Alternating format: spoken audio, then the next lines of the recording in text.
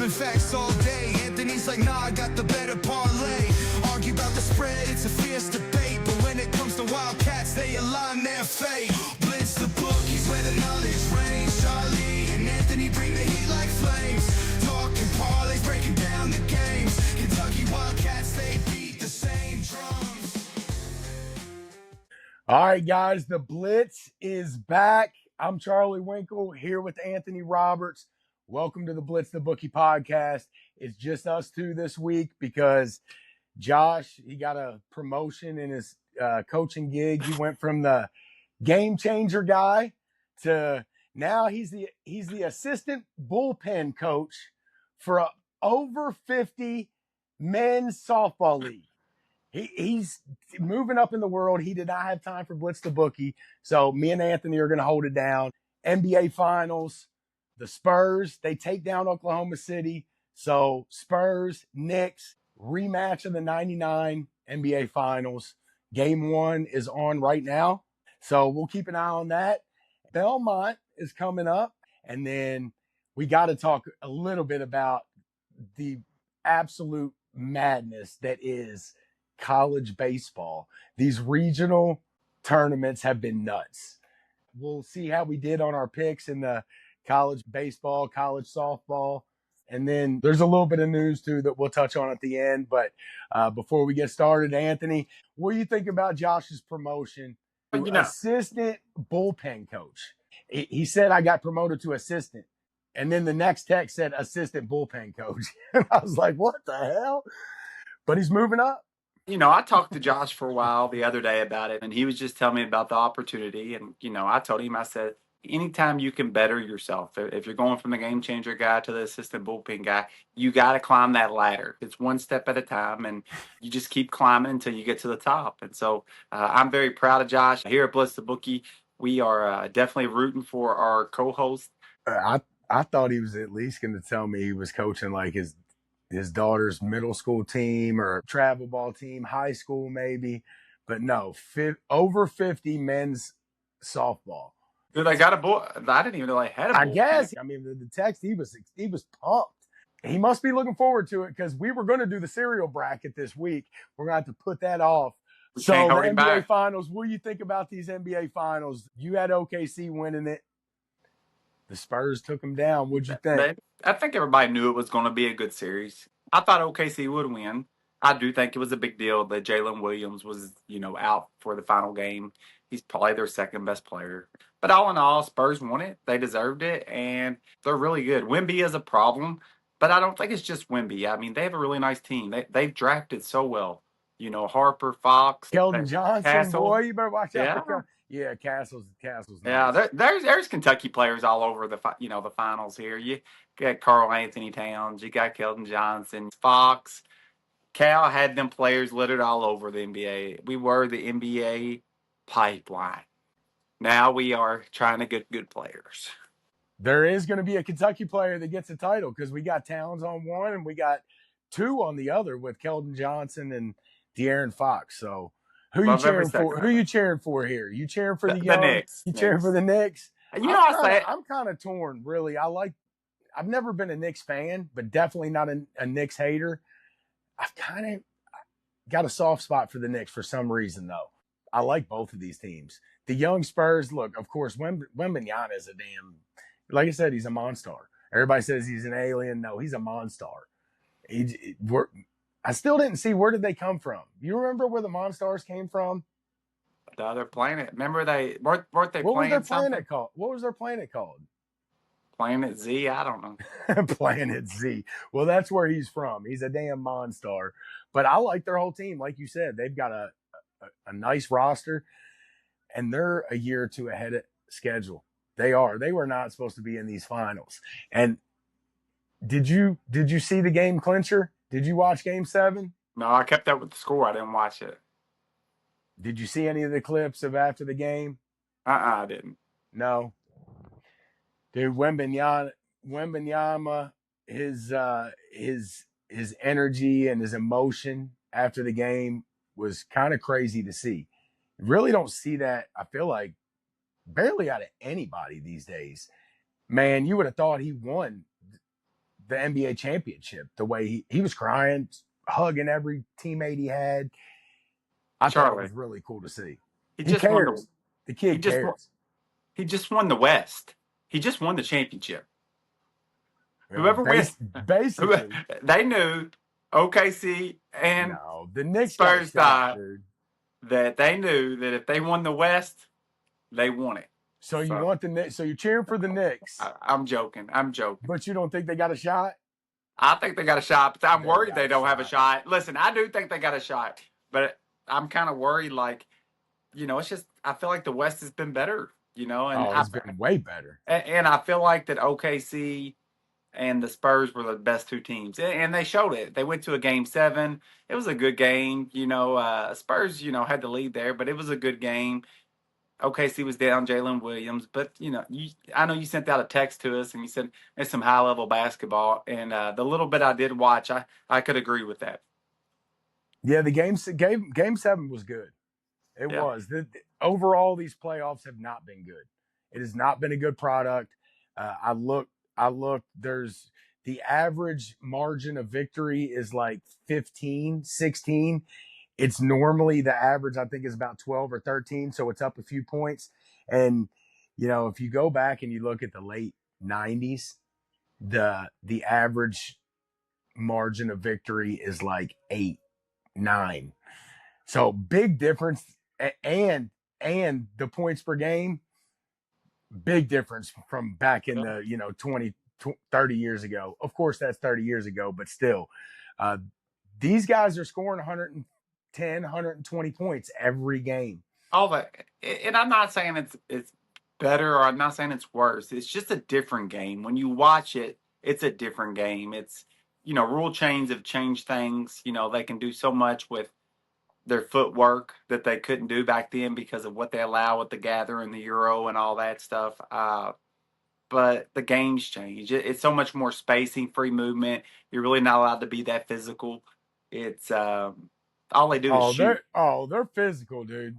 They're not as Shit. physical as they used to be, dude. Like, Bro, you could hand check somebody back in the day. dude, they're pushing all over them. You need to turn it on and watch. Now, you can push them, but They're hand check. pushing all over them. In game 7, they weren't calling nothing. They're just banging all over each other. So I think I call BS on that.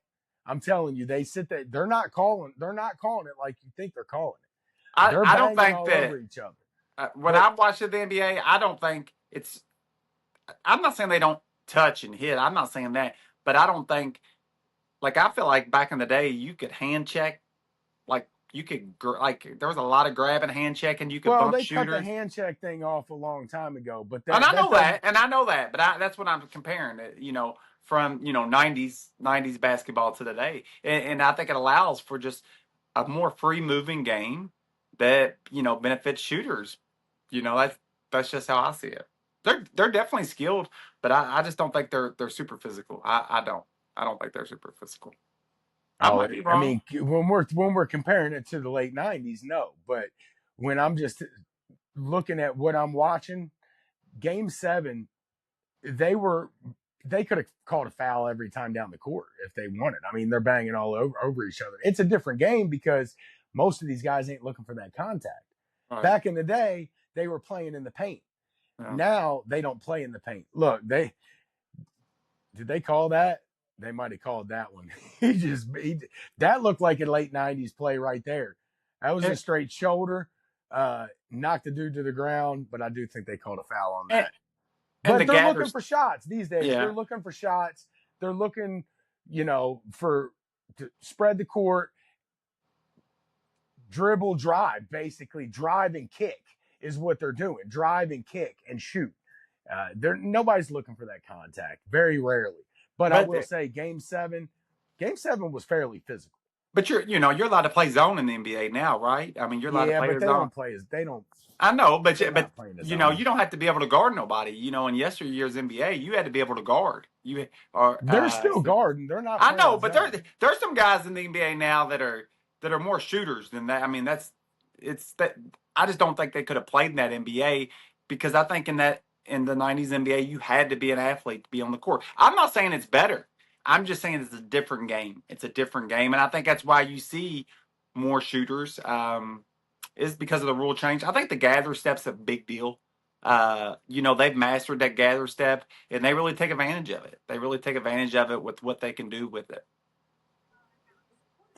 So you're picking the Knicks, but you don't think they got a shot? Yeah, I'm not betting them. I'm torn. I don't really even know who I'm cheering for, to be honest. I think what I'm cheering for is 7 games. Yeah. What do you know? What was the odds for the series? Do you know? Like the I bet didn't even get to look. I didn't look at it. We can look at it right now. I will. Hold on. Let's see if there's bet. I didn't even look at it. I should have. I actually thought about. I looked at the spread today. It was OKC -5, and I did have thoughts about that.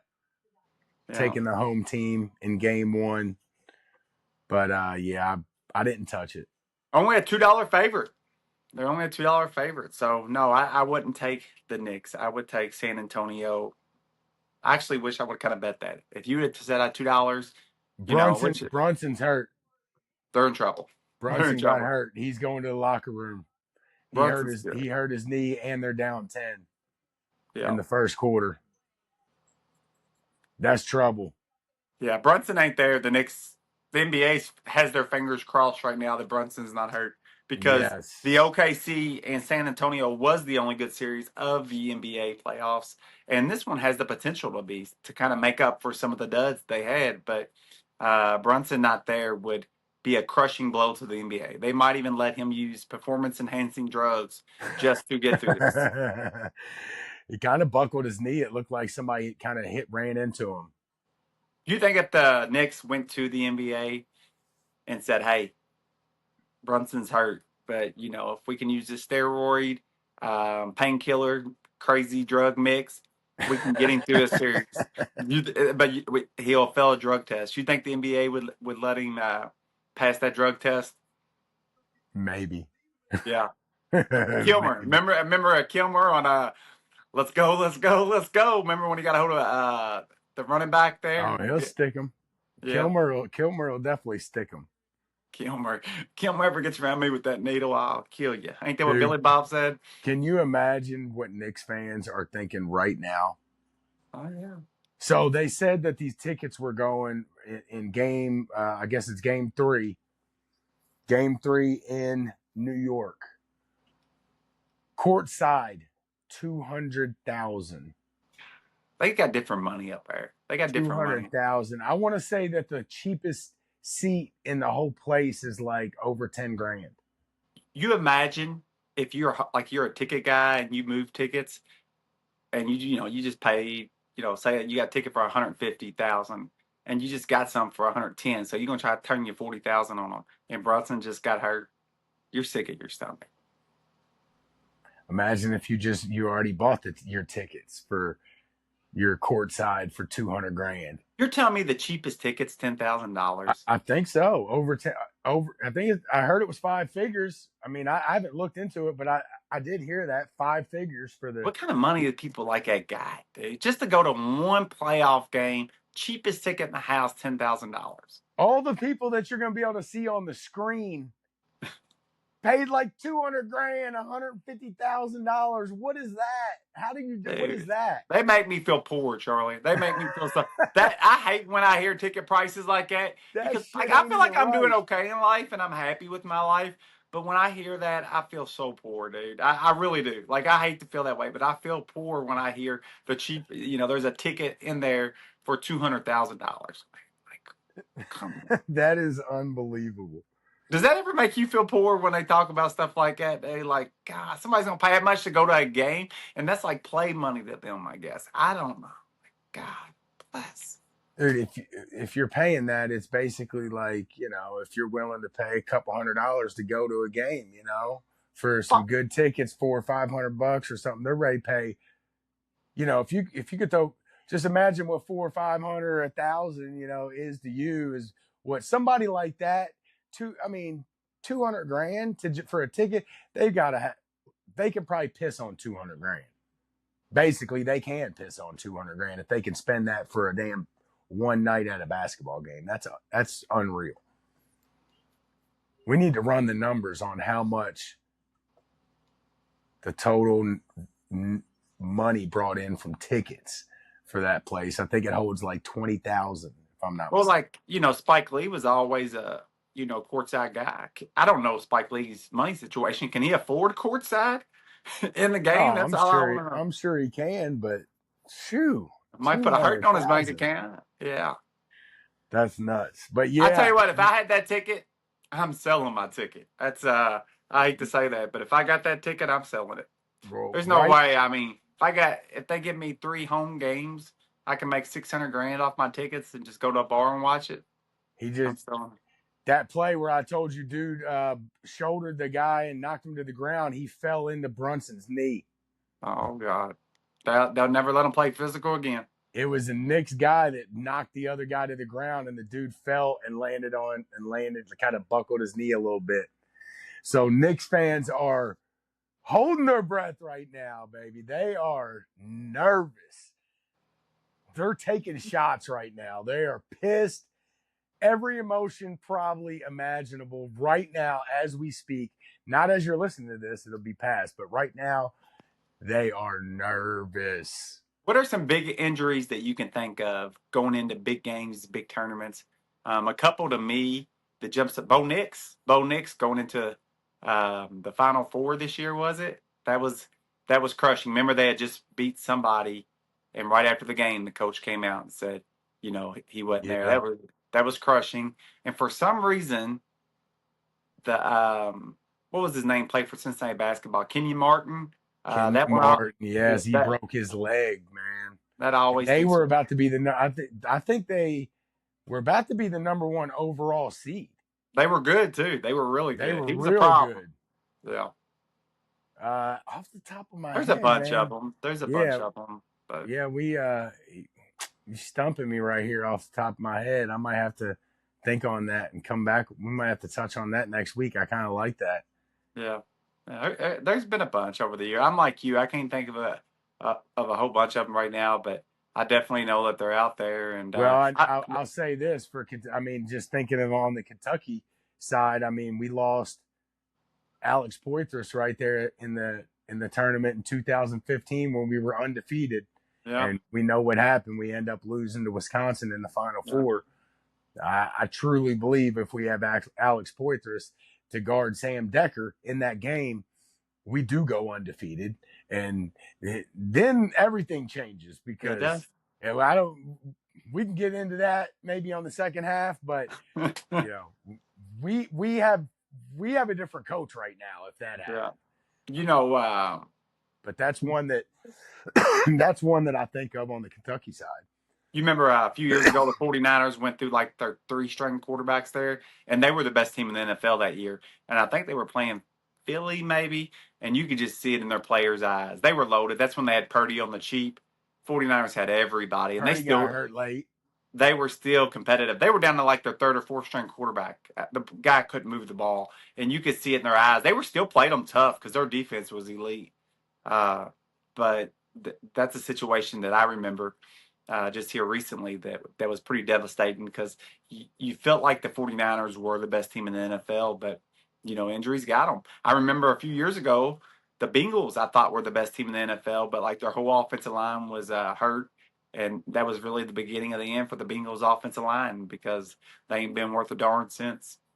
Well, he did come back out. He's back on the bench, and they're still kind of messing with his knee, kind of working. I don't know if they're wrapping it up or what they're doing, but he is. NBA said we need to see him out there. The NBA person come in and said, look, I don't know what's the matter with him. We will send down our special doctor, but the crowd, the fans, the people on TV need to see him out there. So the special doctor was already in there waiting for him. Bud Kilmer, yes, was in there with the doctor.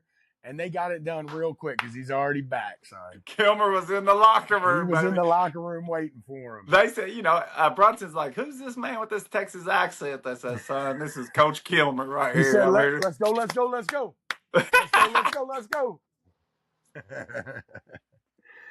All right, well, we'll see what happens. Brunson looks like he's probably going to come back in. And they've cut the lead down to 3. So, second quarter. had a 10-point lead down to 3. We'll keep an eye on it. Belmont coming up this weekend. Anthony, I've been busy this week. I haven't. Now I've seen the post positions last night I think, but I haven't dug into it.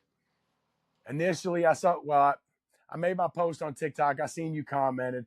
Who you like? You got a pick already? I like 5 of them. Yeah, I like 5 look, of them. There's only 9. that's all right. I love the Belmont. You know, He might not be coming back in, dude. I don't know. He was just sitting there.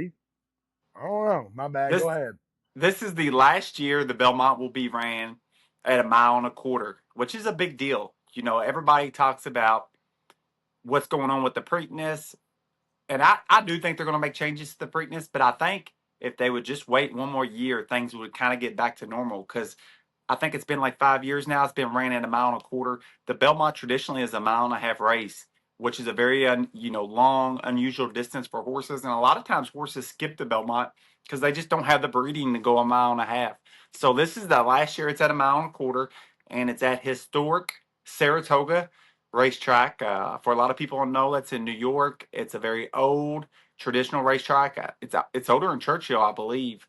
So a lot of history there at Saratoga. Ran at 1.25 miles, and a lot of the Derby horses that skipped the Preakness are coming back and running in it. And of course, what jumps off to you is Golden Tempo, Renegade, and Wallabee. You know, for me, or any true, big horse player, if you're just being honest, the first 2 horses that jump off at you are Chief Wallabee and Renegade. You know, Renegade barely lost after getting banged up, and then Chief Wallabee had a lot of trouble in the stretch and like he had horse. So them are the 2 obvious, but of course I'm never looking for the obvious in horse racing. I'm looking for value. So then my mind goes over to emerging market. You heard the talk that in the Kentucky Derby that he lost his shoe into the first turn, his horseshoe. I need to look into how much that affects horses. I'm not really a guru on that end of it. But he was one of my Derby horses, so he's definitely somebody I'll look at. But as a value play on a horse, I'm kind of keying in on right now. He's only ran 3 races. He lost to emerging market by a nose his maiden race.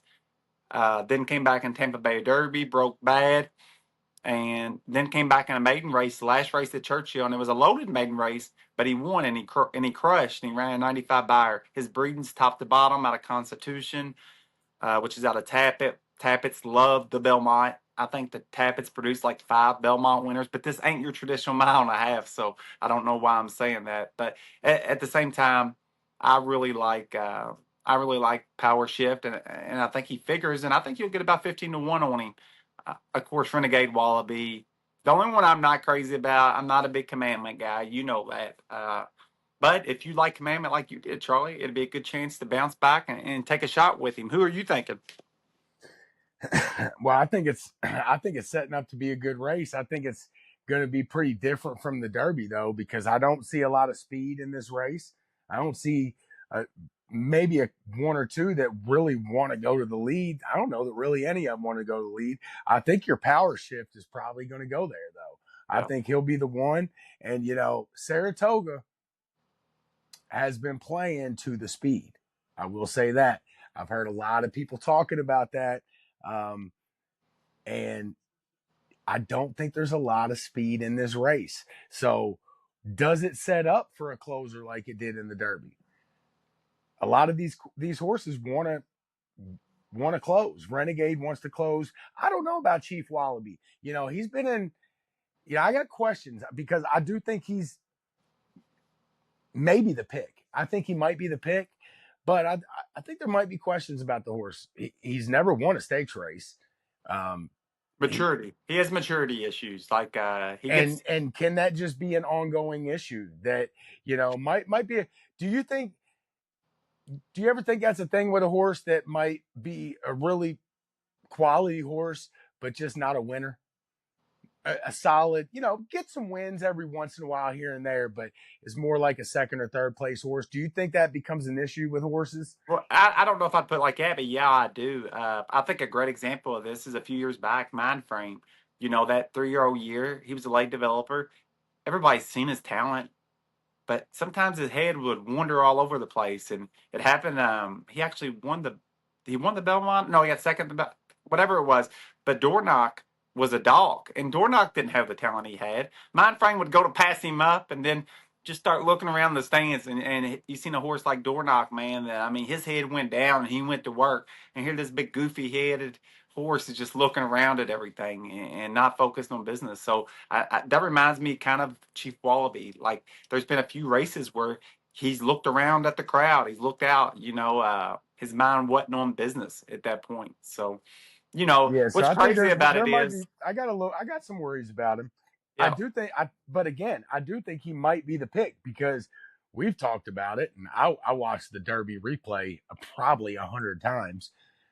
And yeah, I mean, if you really break it down, I'd say he was up there on the horses that really, when you think about everything that happened to each horse and the trips that they had, he's up there for having one of the better trips. Still finished what, fourth, after getting banged in pretty good coming down the stretch, and still had enough horse to finish fourth. So I like the horse, but I do have issues. Now I think he might. You think he goes towards the lead? You think Chief Wallabee tries to sit on the pace or really close to it? Look, I think it might be a situation where we might have a horse or two that maybe gets to the lead, and it could favor him. yeah. It really could. Maybe they get on the front end and they end up staying on the front end. Well, I don't know. I'm not saying that's how it plays out, but I do think it's going to be a quite a bit of different race than the Derby. oh, it is. And look, you had that hot pace at the Derby, and we all agreed. We thought the And Derby you only got 9 horses yeah. compared to 20. We all kind of agreed that we thought that Derby Day and Oaks Day, it's almost the same script every year at Derby Day. It favors speed all week. The track's juiced up, and I feel like it starts to even out come the last 2 days. But this year, we even thought maybe it was a tiring track going into Oaks and Derby there. So, we'll see. The pace was so hot in the Derby, and it favored the closers. You just got to throw the Derby out. You got to throw the Derby out. So anybody you liked, if you liked them before the Derby, you can look at a little bit what they did in the Derby, but throw the race out. You know what they call Saratoga? Saratoga is known as the graveyard of champions or graveyard of favorites. It has that nickname. So there's been a lot of big horses go into Saratoga that were supposed to win and come out with losses. So that's something to keep in mind as we enjoy this last leg of the Triple Crown. The last one that'll be ran at not being at Belmont. So next year to be back at Belmont, back in a mile and a half. And I'll tell you this, I love to see the renovation they're doing to Belmont because I feel like it's been a 4-year renovation. I mean, that's a hell of a renovation, dude. I mean, it's almost a total rebuild. Oh, I'm sure it's going to be nice. Now I can't let you get away with saying that you're not on Commandment. You still don't like Commandment, and I'm gonna tell you that horse is really good. And I don't care what anybody says. I watched it enough times. You're not going to tell me and convince me that Chief Wallabee got really affected, but Commandment didn't, because he was right. They were right next to each other. They were in the same group that got busted over. Me and we've argued about it and talked about it. But look, here's my angle that I really like. Saez rode Commandment, and you probably know this better than I do, but Saez is kind of like a front running jockey. He likes to be up front. He likes kind of speed horses. And I think I don't think he ran the best race. I really don't. I don't want to put it on him, but I don't think he ran the best race in the Derby on Commandment. And guess what? He ain't riding Commandment in this race. Guess who is? My boy Johnny V. Let's go. Watch out for Commandment, dude. I'm telling you, if he gets a halfway clean trip, this horse is legit, and I like him. If he goes off at 6-1, I'll probably be back on Commandment. I like that price. If you like him, I like that price. And I'm curious to know what Golden Tempo goes off at. They got him 9-2 morning line. I'm gonna say it goes off higher than that because I don't think there's a lot of love for him. That was shorter than I thought it was going to be. I told you I thought maybe 6 or 7. I wasn't thinking 9-2. That seems a little short, but he might take a lot of money because he's the Derby favorite, Charlie. So we shall see with that. But if he gets too high, he might be the bet. Look, I'm not against if he gets up to 8 or 9-1 to think I don't think he was all fluke. Yeah, I do think it was a pace meltdown, but he still won the race. So I know as handicapping on a regular basis, sometimes, I try to, oh, that horse just got lucky. And sometimes they do. And there's no doubt it's just luck and a pace meltdown. But sometimes they'll come back and win again. They're just the best horse. So that's something to keep in It could mind. happen. He might just be the best horse. I mean, just might I'm be. not a hater on Golden Tempo. I'm not. I don't know that I'm gonna be on him in this race. Yeah. A lot of times with my Derby horse, if they don't win or if they disappoint, I'll kind of jump off of them and not continue to bet them. I don't feel like that with Commandment, so I do kind of like Commandment. But I'm gonna tell you, dude, I think this is a really good race. I think there's multiple horses. I mean, Golden Tempo, Emerging Market, I think could still be a really good horse. We don't know. It's still the jury's out on that horse too. Growth Equity, I don't know how good that horse is. Renegade, of course, is a beast. Chief Wallabee and the Powershift. I'm really, really I will have Powershift in, and I might have a win bet on Powershift, but I will definitely have that horse in my exotics. So, I mean, I don't know. I've got a lot of looking and studying to do, but just looking at it right now, if I got to just say my top three, I would say I'm on Commandment. Give me Commandment. I probably would go Chief Wallabee and probably Powershift. And then I don't know. Renegade. I know he's good, but I'd have to lay off of him again. I did that in the Derby. I'm going to say it now. If I'm just going pure, who I think will win, like if you gave me one for $1 million, like if any horse wins the race, I would take Renegade. I think he's the best horse. I do. I think the horse is really good. But value wise, I don't know what I have to bet him. I like to think if I could get 3-1 on him, that would be a really nice price on Renegade. But at the same time, I'm always looking for a price when I go to the racetrack. So, a horse like Powershift, a horse like Emerging Market, I could definitely get into Wallabee. I'm gonna, leave Commandment Wallabee's out. going to be short. He's going to be 2-1, 3-1. I'm hoping maybe he becomes the wise guy's horse, and maybe somehow Renegade floats up to 3-1 instead of 2-1.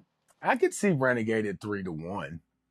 I think at 3-1, dude. I think Renegade's really, really good. I mean, I think I could also see them both at 2-1 or 9-5. One of them at 9-5, one of them at 2-1. I could see that. But 3-1, I don't think 3-1's a stretch for either one of those two. I guess what I like about Renegade so much is that Renegade kind of freaked in the Arkansas Derby, and then he came back in the Derby, took all them hits. So it was kind of a freak again when you consider all the trouble he had. So he showed he kind of is a freak. It's with Wallabee, for me, he ran a good race in the Florida Derby, no doubt, a good race, but he didn't freak. And then he came back and he looked like he was going to run a big race in the Derby and got in trouble. But for me, Renegade freaked in the Arkansas Derby. Now, you could say, kind of like Further Ado, maybe he just loves Oakline. But then he came back, and considering how much he got hit, he freaked in the Derby. So to me, that's kind of a trend. I think Renegade's the real deal. I really do. And so he would probably be my top pick. But Powershift in the Emerging Market for value, of course, I would throw Wallabee in there. Commandment wins the race. Commandment's legit. He beats Renegade, and he's the real deal. Watch. There you go. Commandment's my pick. I'll tell you this, on a side note, I had the Oaks winner, Chad Brown, always a runner. What was the name? Yeah, but the horse I like in the Acorn, which is the Belmont's, Oaks, is Bob Baffert's horse. I had her too in the Oaks. She was the one, I forget her name, Explorer or something like that. I thought she actually ran. I think she ran the best race in the Oaks. I think it was a tiring track, a really fast pace that she set, and she hung in there right to the very end. I think she ran the best race in the Oaks, and Baffert has her back here in the Acorn. And actually, I went back and listened to some video before the Derby as he was talking about his Derby and Oaks horses, kind of, before that week came up. and you definitely could tell that he was more high on her than any of his other horses. And actually, Flavian Pratt actually came back to him and said, "Hey Bob, your best horse in your barn is her," and talking, about the boys too. So that was a big statement by Flavian. I think she's good. I think she's the best of the fillies. Honestly, I think she ran the best Oaks race, and I'm hoping to get value. I'm hoping that maybe maybe everybody didn't see what I've seen, which I know the major horse players did, but I'm hoping to get a little bit of value there. Yeah, I haven't looked at the whole card on Saturday, but we touched on it last week. It's usually one of the best 2 or 3 racing days of the year.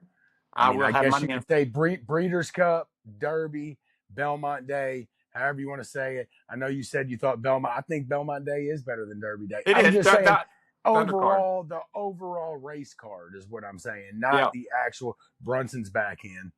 yeah. Kilmer Gotti.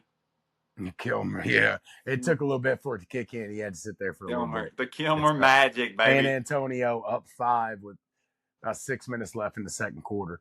He looks to be moving all right. He got some of that West Texas Coyotes magic, baby. Brunson got some of the West Texas magic. He's back. All right. Well, yeah, we'll see what happens in the Belmont. I'm anxious to see it because it's going to be a good race, and it'll be a heck of a card on Saturday. So have fun with that, guys. If you Have your money in your TVG account. I know I will be loaded and ready to go. I love that card. I love the Belmont Day card. I love Derby's my favorite day. Of course, I love Breeders' Cup, but I'm going to tell you, I almost look forward to the Belmont Day card more than I do the Breeders' Cup. Not more than Derby, but I almost look to it, and I like the Breeders' Cup a lot. But I love the Belmont card day. I love that it's all kind of in one day too. The Breeders' Cup, they switched up to a couple days, and Derby Day is kind of a 2-day event there. I like that the Belmont's kind of, the major races there are on that one day. Really strong card. Yep, I'll be invested. I'll be invested. All right, college baseball. I know you've been watching some of the softball. Did you watch any of the Kentucky games? Have you watched any of the baseball games? I've watched some of the Kentucky game. They blew it.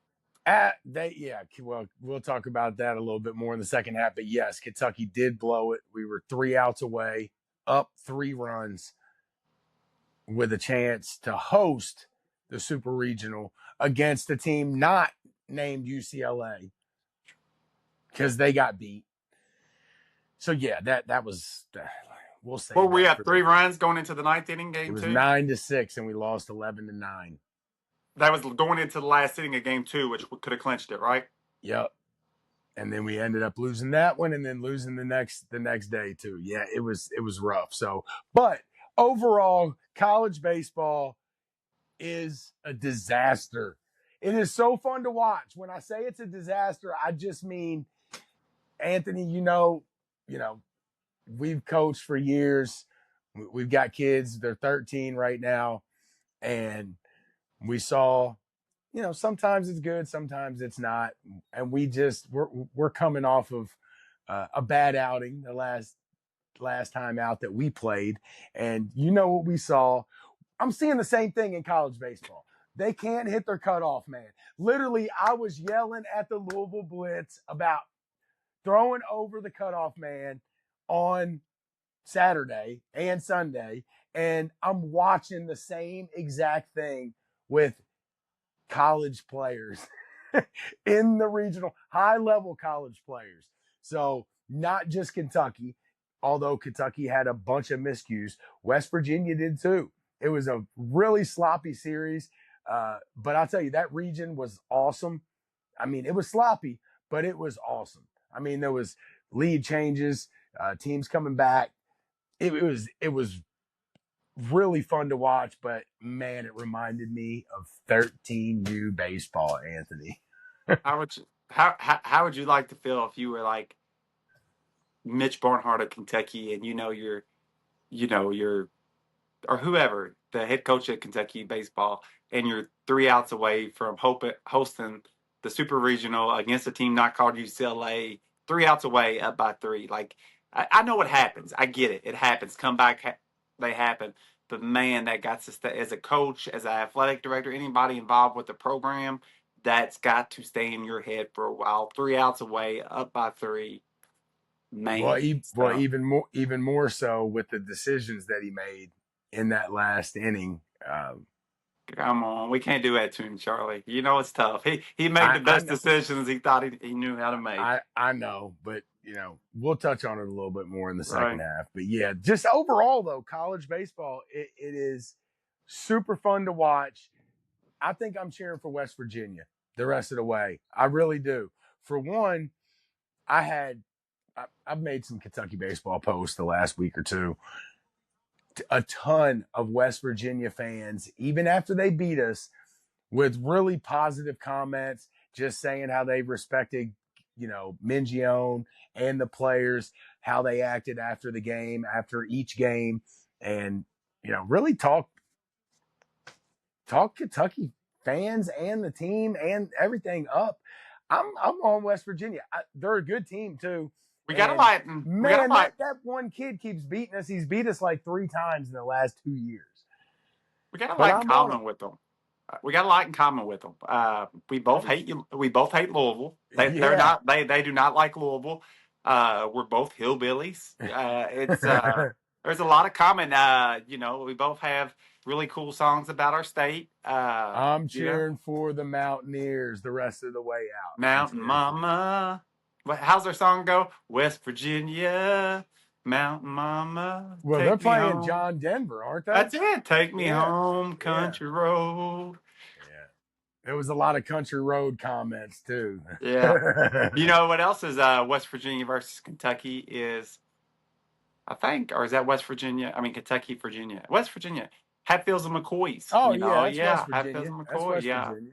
The McCoy, the Hatfields were West Virginia Devil Ants, and the McCoys were Kentucky there. So now West Virginia gets to play Cal Poly. Cal Poly beats, I think that's who it was. Am I wrong about that? Beat UCLA twice. The number 1 and the number 2 overall seed, UCLA and Georgia Tech, both go down. I thought Georgia Tech was going to win it all, but they're out. That's what drives me nuts about baseball, is that anybody can beat anybody in baseball, dude. It's I don't like it. I know it makes it for fun, but I don't like it. Like, if why? You're the best I don't know, because if you're the best team, you shouldn't be able to be beat like that. Like, the best team can't always win. I agree, but they shouldn't be so beatable. I feel like in baseball they're so beatable early in the tournament. Like, I want to see the best teams make runs. I want to see the best teams there at the end in the championship. I don't want to see teams that got lucky. But in baseball, it seems like anybody can beat anybody in baseball. I wouldn't call it getting lucky. You win 2 out of 3. They beat UCLA twice. I agree, but I'm just saying the game of baseball in general. You see, I feel like you see more upsets in baseball. I feel like anybody can beat anybody in a baseball game. I feel like in a football game, you don't see as many upsets. Yes, there's upsets, but I just don't feel like you see as many. If you go back and really think about the college football playoff, it's been pretty chalky. The whole time we've been watching it, it's been pretty chalky. The college football playoff has, and I don't know if the NFL playoff is typically chalky or not, but I like to think that the NFL playoff is typically chalky too. Would you agree with that or disagree? The NBA? No, the NFL. The NFL. I know the college NFL, has. Yeah, for the most part. Yeah. I would say for the most part. Yeah. There's been a couple wild card. Who's the wild card? The Giants. When they beat the Patriots, they were a wild card to win the Super Bowl. There's been a couple of them, but yeah, for the most part, you're best. But I mean, look, it is what it is. It's not one game. It's not one game. I get that. Yeah, I get. These are double elimination or 2 out of 3. I mean, hey, you're earning it if you ask me. Yep, I agree. All right, so let's see how we did here real quick. Cal Poly. Nobody had that. We all had UCLA. We all had Kentucky. Man, we should have had that, dude. That is some bullshit. You know what? Yep. Little Rock. There was 4 teams in that region. We all took a different team and none of us won. Who come out of that? Little Rock? Little Rock. I had Jacksonville State. I had an upset. Josh had Virginia, and you had Josh had Southern Miss, the number 1 seed. You had Virginia, the 2 seed. Yeah, we all lost. Who got second in that thing? What's that? Who got second in that regional? Do you know? Who got second place? In that regional between? No, I don't know. It's double limit. I don't know who they played in the championship. Who was it that won? Little Rock. Little Rock moves on, dude. Cal Poly is now playing West Virginia. Little Rock is playing Troy. Florida got beat. We all had Florida. Actually, Josh picked Troy. Josh has got our first winner. There you go, Josh. Josh picked Troy. North Carolina moved on, and that was a tough one. Neither one of y'all had North Carolina. USC. None of us had USC. We suck. Ole Miss. Josh and you had Ole Miss. I had Nebraska. Auburn. None of us took Auburn, and they were like the number 3 overall seed. I had NC State. I was cheering on their coach, and they got beat. So right now, just going through one side, Josh has 2, and we both got 1. We are terrible. Oklahoma. You had Oklahoma beating Georgia Tech, the number 2 overall seed. Kansas. I had Kansas. Dude, St. John's, baby. Rick Pitino moved on. Not only do they have a baseball team, but they won the region. Mike Rapoli is spending that money, son. He's got Renegade. He's got Powershift.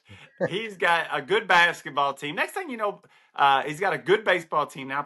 Pretty soon, St. John's is going to be good in football. The Red Storm, watch out, college football. Mike Rapoli, he might not get in college football. It's an expensive sport to get into as far as buying players. He might need to stay out. That way he can spend money on everything else.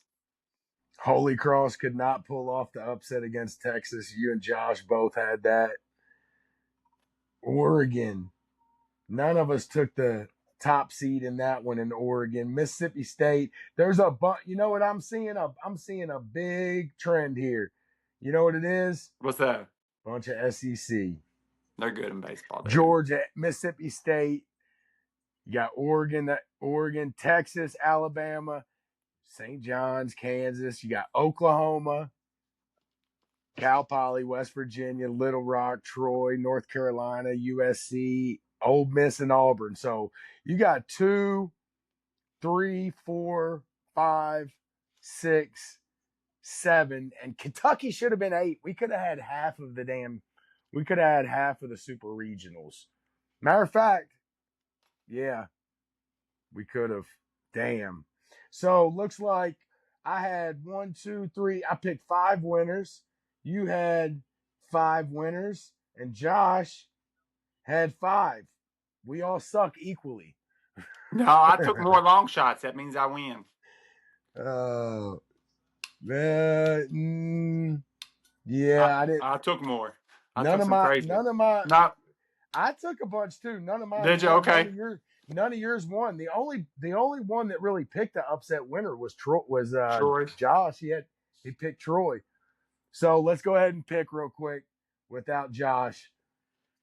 Cal Poly or West Virginia? I told you I'm going West Virginia. West Virginia, Mountain Mama. Yeah, I'm going. You taking them too? I'm taking West Virginia. Take me home, baby. They're my mountain people. Little Rock or Troy? Little Rock or Troy? Man, that's tough. Going that's Little Rock. Troy, Alabama, or Little Rock, Arkansas. I'm going Little Rock. Troy. That's in Troy. That's in southern Alabama, I think. That's baseball country down there. I'm going Troy. Didn't we have who was our Shannon Dawson? Yep, he coached there. Yep, he did. We had somebody. The Troy Trojans, if I'm not mistaken. Well, speaking of Trojans, USC, North Carolina. Who you got? Mountain Mom. I'm sticking with the mountain teams. North Carolina. I'm taking UNC. Mountains. We're going all the way down. Ole Miss, Auburn. Ole Miss and Auburn. War Eagle, baby. War Eagle. I'm going to go Ole Miss. War Eagle. Anthony's going Auburn. To Going the to other the side, Oklahoma or Kansas? I'm taking Oklahoma. Oklahoma. St. John's or Alabama? Give me Rick Pitino and Mike Rapoli. I'm taking St. John's. I don't Son. They're not going to let you in the South again, baby. Roll care. Tide. Roll damn Tide, baby. You know it's our people down there. Texas, Oregon. Give me Texas. Oh, he's trying to get back in good I'm graces. back in the good graces. God built Texas with his own hands. I go Texas. And Mississippi State and Georgia. You know I'm going with the dogs. I'm going. Which dogs you going with? You ain't getting off that easy. Georgia. You're not getting off that easy. He trying to pull a slick one. He trying to pull a slick one. Come on, dude. You can't let that go. Give me No. Georgia. I'll take Mississippi State. The battle of the Bulldogs. This is a real dog fight. We'll get Josh's picks after he's done coaching the bullpen. You think they've had to use him yet tonight, or you think they're just getting him to run errands? He's still doing Game Changer. All right, college softball. Who we got? You said Texas Tech playing for the championship. Texas Tech. Yeah, of course. Everybody knows if you've been on TikTok or anything, the drama that's been going on that has become Jason Williams, white chocolate, former Gator, got kicked out of his own stadium, then was welcomed back in. I'm sure he made a little trip down to the athletic department. He said he ain't going back. Yeah. He said he ain't going back. Unless his daughter plays there, he'll never step foot on that campus again. Look, I'll say this. I like Jason Williams, and I don't like what the culture of travel softball and travel baseball has become. But I definitely can see a clash of personalities because travel baseball and travel softball, what I don't like about it's the culture it's become. And I just feel like it's nothing like an upper middle class sport and just too diva-ish for me when we're talking about sports and competition and White being a Chocolate's dog. one of the Blitz, dog. He's from our side of the tracks. He's from our side of the tracks. Yes. Yes, sir. He's from our side of the tracks. And I could definitely see the culture clash when he's in there with those parents and they think the whole world revolves around them. And I could just see Jason Williams giving it to him. And I've seen it through his TikToks and stuff. And I think it's hilarious. It's been fun to follow, to be honest. It has. I think we talked about that last week, right? Yeah. They hit her a handful of times, and then she ended up with game-winning hit or game-winning something, and then she walked him off. She walked somebody else off a couple days later with a home run. So he's having fun with it, as he should. He should. Look, he's former NBA superstar, and he's back in the. I think he kind of does his little barstool thing too. So he's been back. Popular. He's been back on the internet for a while, and he's taking advantage of this. And you know what? I love every second of it because I'm with you. I like him. He seems that he's one of us. He's from Dixie. If he was from Kentucky, he'd be from. If he was from Louisville, he's from the South End. You better believe that. I was watching a little thing and they asked him, if he had ever played baseball, and he said, yeah, he played baseball. He said he was a good baseball player. He played shortstop. He said, but he was scared of the ball. And he said, I created so many bad habits. Be fielding it to the side. He said, I was good. He said, but I was scared to death of the baseball. Man, did you see his little thing where he said something about he likes books? So he was using books as a code word, and he was like saying this, on his little videos and I guess interviews and stuff or whatever. And he said, I really like books. I had to get me I got me a hotel room. And he even said, I bought 2 tickets to the game. That way, when I get done, when the first game's over, I go back to my hotel room, read a book real quick, and come back to the second game. Well, he was using code words because he said, I'm about to roll. I guess they beat Alabama. He said, I'm about to go roll some Tide. He said, gotta go read my book real quick. So roll some Tide, baby. I like me some Jason Williams. And so it's Texas Tech in Texas, right? So they're still playing. Did you say they played tonight? Yeah, Texas was up earlier. Let me check the score real quick. Was that game 1? Yeah, game 1. That should be 2 out of 3. Yeah, Alabama actually, they dropped a home run. The girl had it. Like, it was right there on the fence line, and it just came out of her glove. She kind of like was going to rob it, but it was kind of going to be an easier rob. In what, the Texas Tech game? No, Alabama Texas Tech game, Yeah, yeah. and she blew it. Texas Tech went on to win.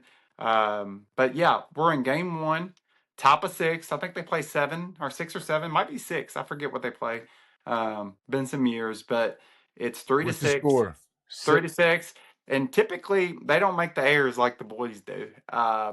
In boys baseball, there It's a lot cleaner game. it is. They got to be clean because the game's so fast. You literally can get a pretty hard ground ball hit to you at second base. You can be super clean with it, and the girl can be safe. It's a fast game. The bases are 60 feet apart. I'm telling you, I know they're not going to change the game of baseball, but the game of softball is a more exciting. Nothing against the baseball, but it's just a more exciting sport to watch. And the only thing that I can figure, and everybody says this, is the bases are closer, and it makes it a very fast game. Like everything's like just boom boom. It's. I want to see baseball do better things. I'm a fan of sports. They are, dude. I Okay. promise you, they Okay. are. I got you. The rule changes that they've kind of implemented, I hate. I thought I hated them because I'm a traditionalist. I'm an old school. So Right. when I heard the pitch clock thing initially a couple years ago, I was like, that's the stupidest thing I've ever heard. It's really not. It's really not. It sped the game up big time, and it makes these baseball games. Some of them are less than 2 hours. These college games are 5 hours long. Yeah, take These that. college baseball games are 5 hours long. Major League Baseball games are probably averaging I really don't even know this, but I bet you it's like right over 2 hours. Take And that. I bet you 5 years ago it was like probably 3 hours. Over 3 hours was the average. So they're cutting off quite a bit, and it's not anything with the gameplay. It's just basically the guys stepping out, redoing their gloves. You know, the Nomar Garcia Parra I hate type it. stuff. I hate it. Where, I hate you it. know, so look, as much as I didn't like these rule changes when they first implemented them, I actually do like them now. The automated challenge in the ball strike, you get so many. Of course, if you're right, I think they keep going or whatever it is, but you get so many. I love it. I thought I hated it. I actually like it because they're getting stuff right, and it's cleaning the game up a little bit. People say, well, human error needs to be in the game. Yeah, human error is in the game. I'm watching it. They're overthrowing people and making errors all over the place. The umpires don't need to get the errors. So I actually like a lot of the stuff that's going on in baseball. I really do with the rule changes. Well, It's never going to be a fast game. They need something because just here recently I did some research on it because we had just been talking about it, and I know how I feel, but the research I did really supported kind of what I said. And it's not that I want that. I don't want that. I'm a traditionalist too, and I want to see baseball do good. But the decline of baseball is a real deal right now in the sporting ring. I'm not saying in the youth level, but on the professional level, the decline of baseball is It's a real.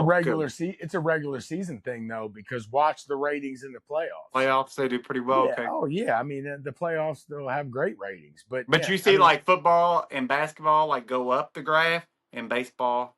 I mean, it's just like an opposite direction right now, But I want to, But I want to see baseball do well. Honestly, I do. what they That's the need truth.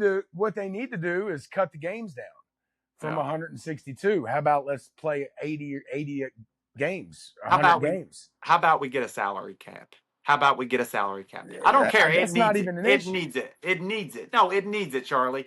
We do not need professional sports without a salary cap. I mean, it's fine if that's what you want to do, but if you want to grow your sport and have it great, the salary cap's the best thing football ever did, the best thing basketball ever did. It makes it where the stars are spread around the league. We don't need the stars on a handful of teams. Now, that's fine if that's the way they want to do it, but if The they NBA ain't like that. The stars, yeah, they got a salary cap, don't they? Yeah, but the NBA, all the stars are on a handful of teams. Yeah, but you still got a salary cap, so like it's their whole East Eastern Conference sucks. Yeah, but in baseball, man, there's no salary cap. These teams can just go hog wild. And, if you're Yeah, but not. it makes it a lot. Baseball's a lot more about drafting shit.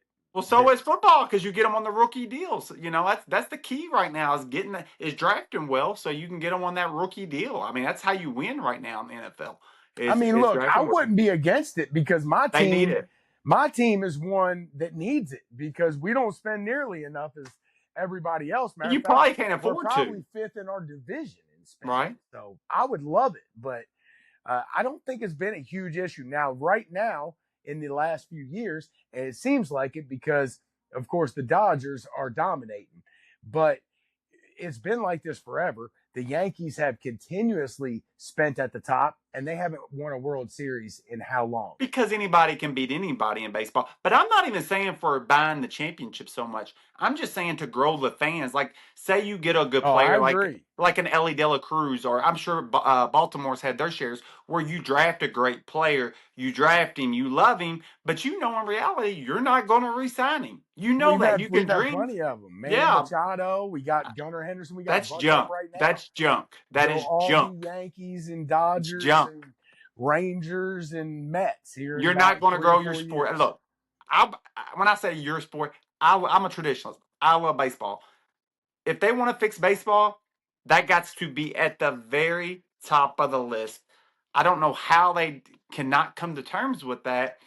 They see the success the NFL had with it, how balanced it is. It's never going to be like fair all the way down the board, but it definitely brings it to a world where the stars are balanced and a city can get behind a guy and he become the face of the organization for a lot of years, and you got talent all over the place. And then the sport starts to grow because, hey, if you live down in, maybe you don't live in Atlanta, but maybe you live in the South. That's kind of the team in the South of Atlanta. So you can get behind certain players, and you know that the Yankees or the Dodgers aren't going to come calling, or, whoever the other big market team is. It's ridiculous, Charlie, that baseball don't have a salary cap.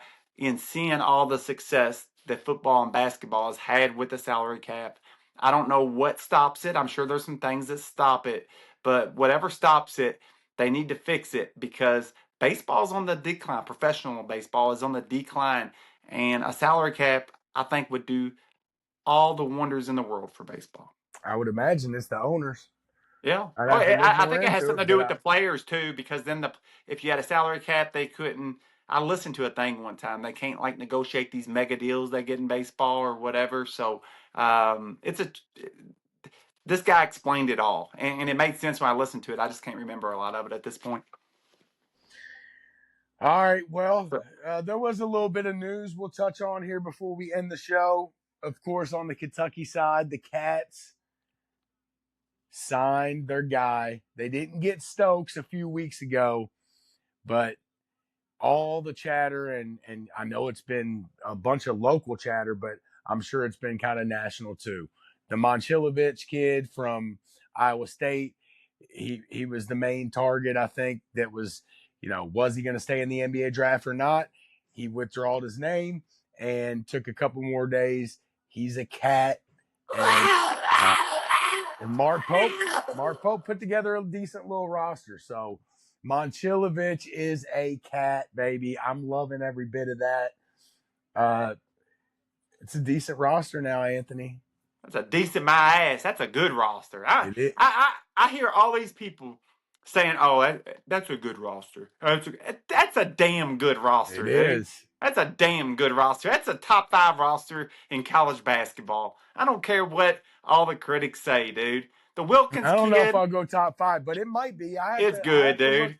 The problem is you don't know who all these other teams got because everybody's changed up their team. I think Florida still be an issue, but we've got a really good team.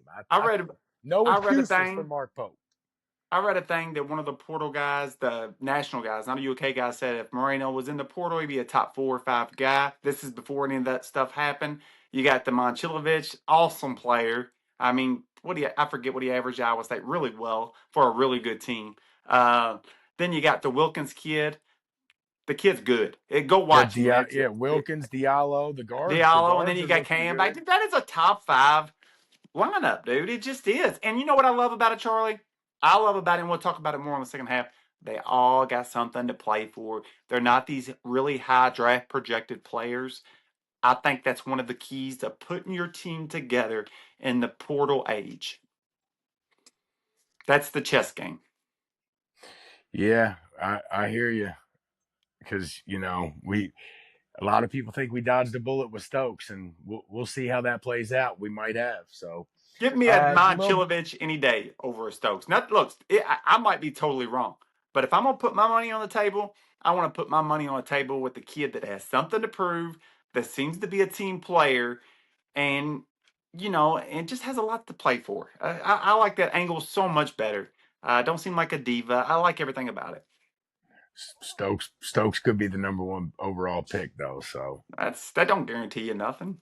yeah, we'll see how good he is or how good he's not. We'll see how if he plays every game, if he plays half. We're gonna find out, and we'll all be watching. But go Big Blue, baby, because we got our roster now, son. There was some NFL news too.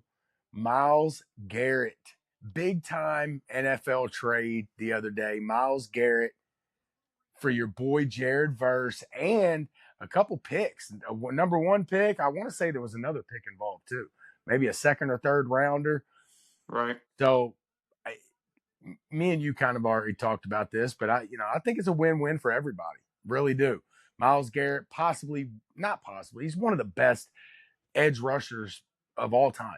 He might be the best, but definitely in the top 5, and arguably the top 3. I mean, he broke the record for all-time sacks in the season last year for a awful team that was down, trailing most of the time, which, what does that mean? The opposing team in the fourth quarter is pounding the rock. They're not dropping back to throw the ball, and my man still breaks the record for sacks in the season. He's 30 years old, or no, I think he's 30. Yeah, I think he's 30 versus 25. So You're getting a little younger player. I love Verse. I do. We have raved on that kid for the last couple of years. So I think it's a great pickup for Cleveland. They get a young Verse he's no Myles Garrett, but he's a beast. And they get some picks. And a team like Cleveland, they need as many picks as they can get. So I think Cleveland. Look, the Rams are all in on winning right now. They are. They're on the Matt Stafford timeline right now. Yeah, and I do see that angle. Don't think that I don't, because that's the only thing I would say from just calling it kind of crazy. But I do see that's the angle, the only angle I will give the Rams in that sense, that they're all in to win now. But to me, I never like that angle for a team. I just don't. I think you always got to be building for the future and trying to win now. Like, they got a good enough team, dude. They can win now. And Verse is a good player. I like the trade for Cleveland. I just do, more than the Rams. I really don't think it's that great of a trade for the Rams, but I will give it that fine line that, dude, Aaron Donald is going to eat, bro. He is going to eat. He ain't coming back. He ain't coming back. I didn't even mean to say Aaron Donald, but there is rumors that Aaron Donald's coming back. Yeah. And he was asked, I think either today or yesterday, about it, and he said, yes, I would consider it. And am considering it. Aaron Donald might come back, but Myles Garrett is going to eat, dude. He's going to eat. They got a good defensive line there with the Rams outside of him. But my deal is, Jared Verse is not a Myles Garrett yet. He could be. Jared Verse is really good, really, really good. And what I love about it, I think he's got like 2 more years on his rookie deal. To me, it's all about having that cheap contract. That's where the value is. And they also gave up, I just read, Charlie, you was right, a first, a second, and a third round pick. Second and third round picks are huge in football.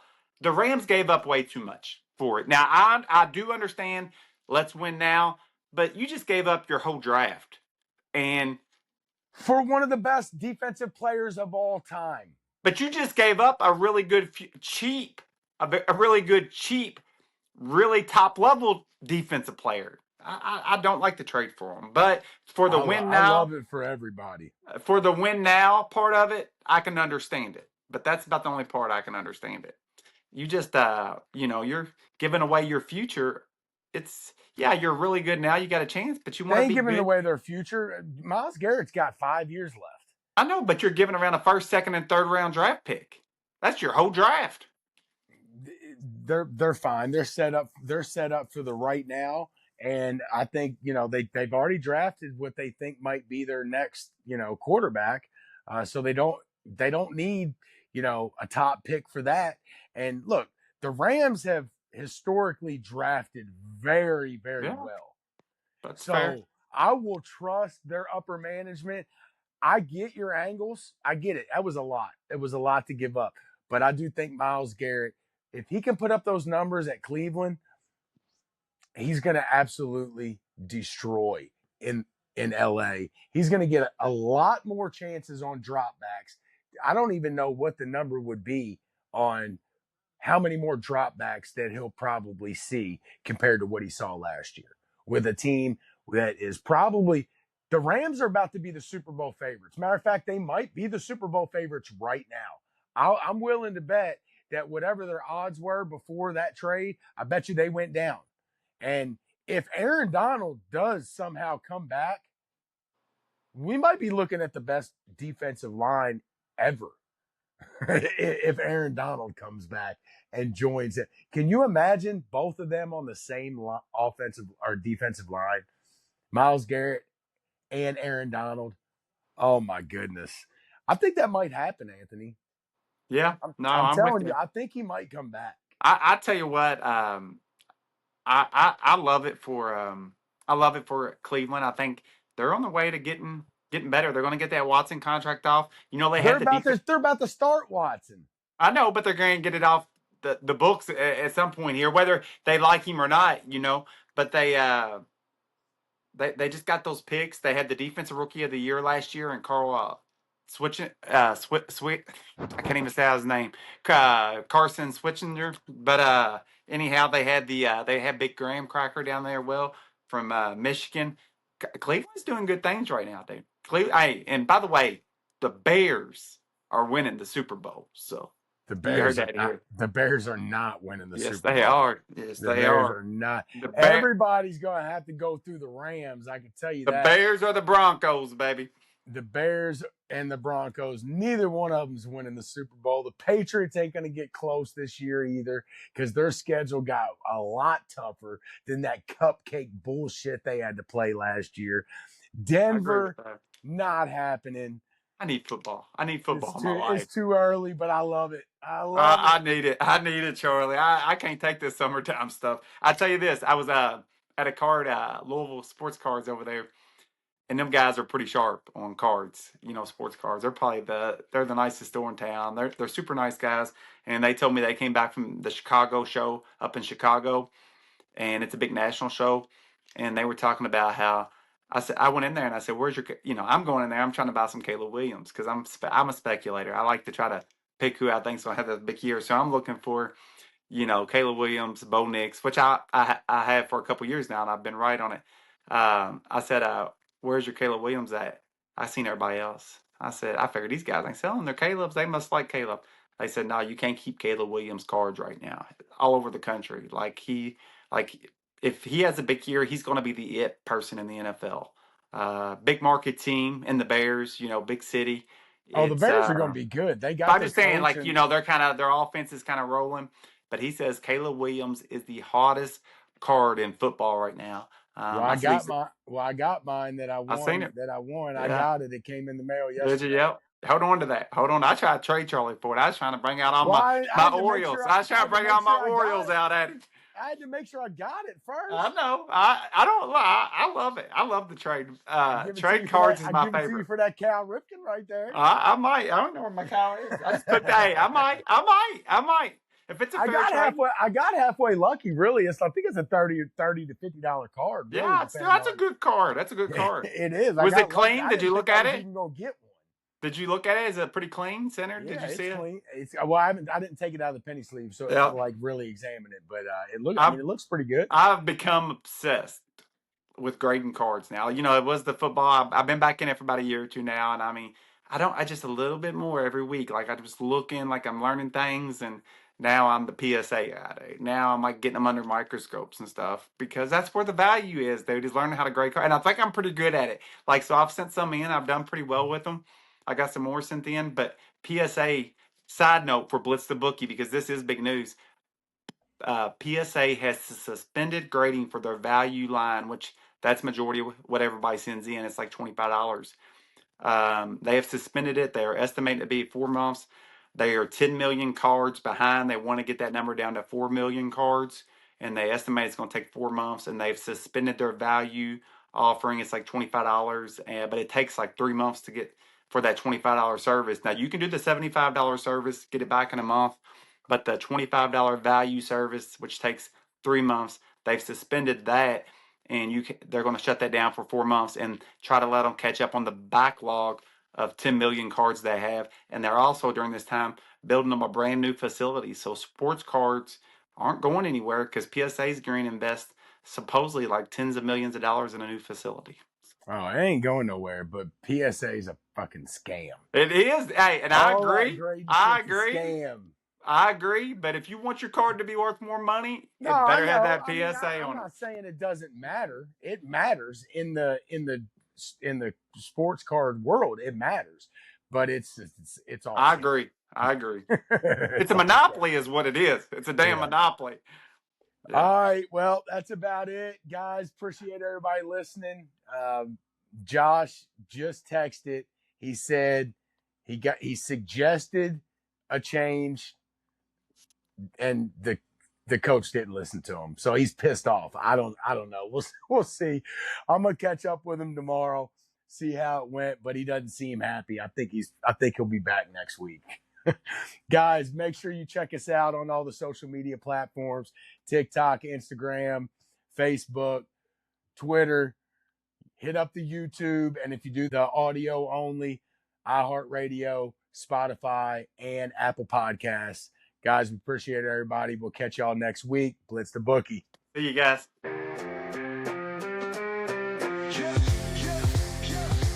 Charlie got the mic, he's dropping facts all day. Anthony's like, nah, I got the better parlay.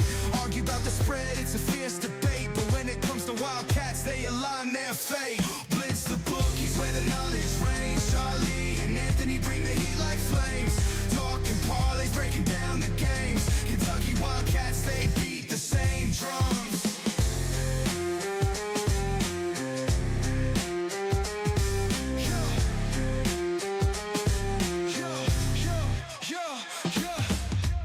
Late nights, hustle deals on the line. Charlie Scassy's gonna make you shine. Anthony's heart where the numbers combine. Put your cash down, ride the incline. Blitz the Bookies where the knowledge reigns. Charlie and Anthony bring the heat like flames. Talking parlays, breaking down the games. Kentucky Wildcats, they beat the same drums. From the tip off to the final play, they grind. Mics on fire, bets on their minds. Arguing odds till the last rewind. Blue and white, it's a bond you'll find. The Bookies where the knowledge reigns. Charlie and Anthony bring the heat like flames.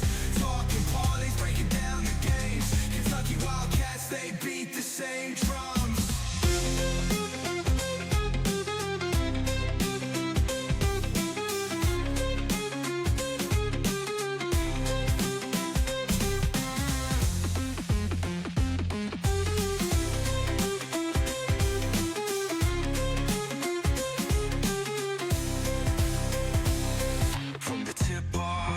Final play, they grind. Mics on fire, bets on their minds. Arguing odds till the last rewind. Blue and white, it's a bond you'll find.